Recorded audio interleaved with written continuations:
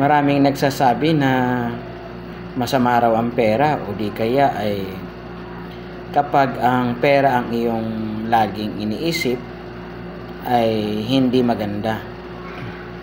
Well, sa mundong ito, kailangan naman talaga natin ng pera. Realistically and practically speaking, paano ka naman makabibili ng mga kakainin mo, pupunta ka sa palengke kung wala kang pera, di po ba?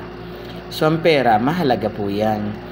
Ang pera, yan po ay ginagamit natin para po tayo ay mabuhay, para mapag-aral natin ang ating mga anak, para makapunta sa iba't ibang lugar, pambili ng gamot, at sa marami pang gastusin. Ang masama po ay yung katakawan sa pera, yung walang kabusugan, yung minahal na po yung pera o yung salapi. Pag minahal mo na yan, dyan na umiikot ang buhay mo sa pera o sa salapi, at yan na lang ang source ng iyong happiness, and all other aspects of your life ay puro pera na lang yung parang pinakasentro. Yan po ang masama. Ang tanong, marami po bang mga tao ang ganyan na ngayon?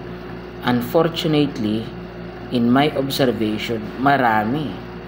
Some people have gone insatiably hungry for money.